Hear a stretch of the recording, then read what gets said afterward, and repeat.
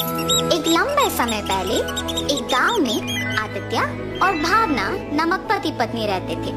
उनका चित्रा नामक एक सुंदर सी बेटी थी। वो एक छोटी सी घर में रहते थे।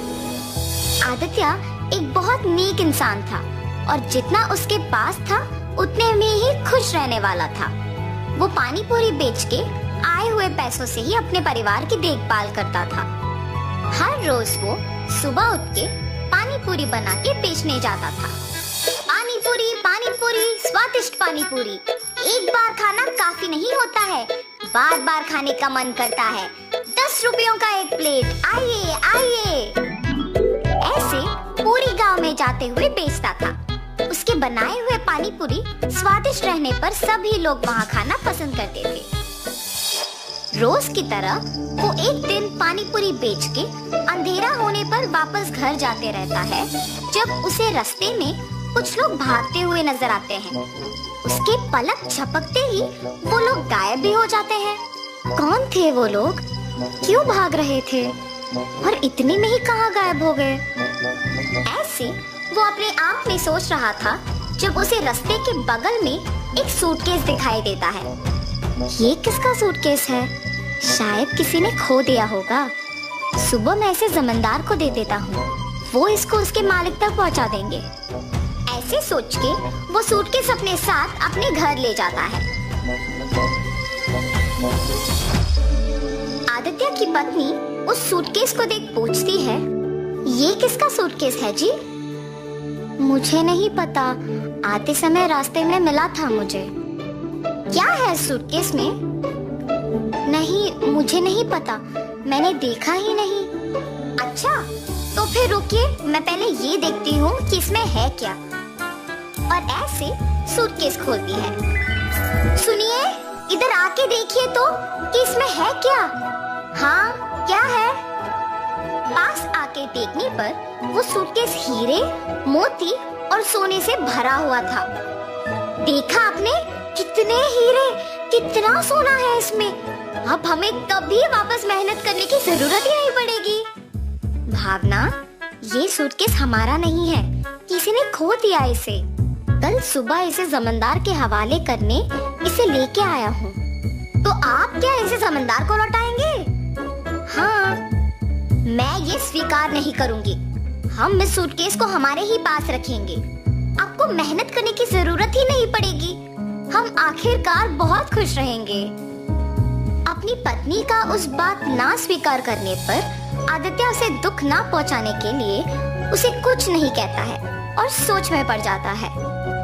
अगर मैं उन हीरे और मोती को लेता हूँ तो गलत है, पर अगर मेरी पत्नी वो सब लेती है तो वो मेरी गलती नहीं है ना। ऐसे सोचकर अपनी पत्नी से कहता है, किसी और का कमाया हुआ मुझे खर्च करना ठीक नहीं लगता है। मैं अपने पानीपुरी का दुकान ही चलाऊंगा। तुम्हें जो पसंद तुम वही करो। ऐसे कहने पर उसकी बीवी बहुत खुश होती है। कुछ दिन बाद उसकी पत्नी मिले हुए हीरे, मोती और सोना बेच के एक बड़ा सा घर खरीदती है और वे सब उसी घर में चले जाते हैं। मगर आदित्य अपना पानीपुरी का व्यापार नहीं छोड़ता है। एक दिन जमींदार के पास एक औरत आती है।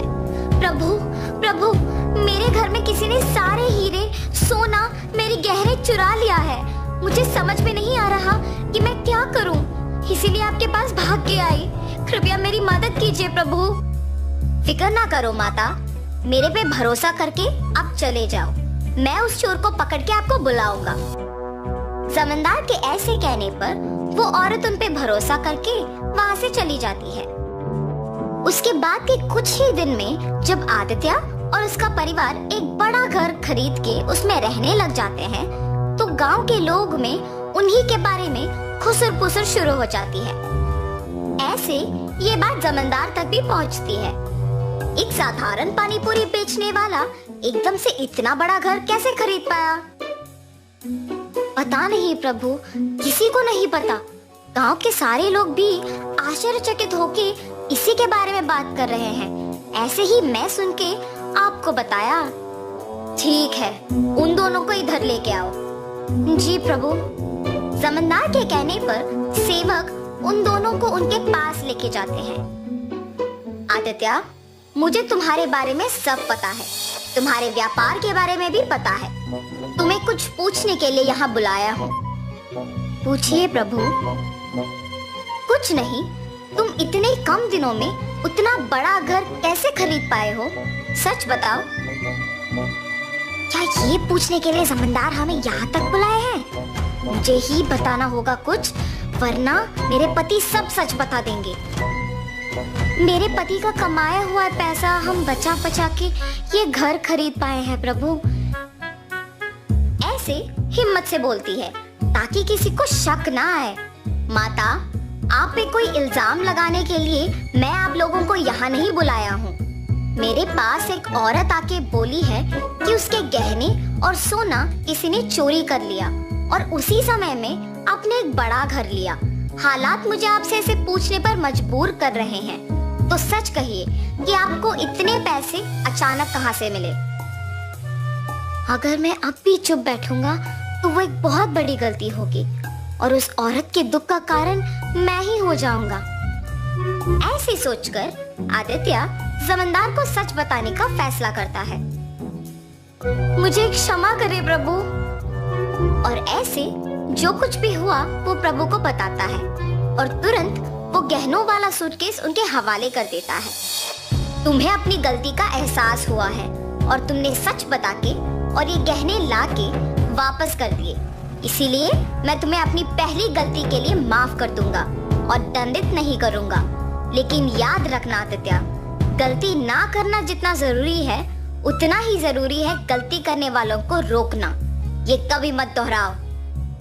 जमींदार के माफ करने पर आदित्य उनके कृतज्ञ होता है और वहाँ से चला जाता है और जमींदार उन गहनों को उस औरत के हवाले कर देता है। आदित्य हमेशा की तरह अपने पानी पूरी का व्यापार करता है और उसी से अपना घर को चलाता है। तो इस कहानी का नैतिक क्या है? गलती नहीं करना है ये तो सबको पता है और गलती करने वालों को प्रोत्साहित भी नहीं करना है, ये समझ लो।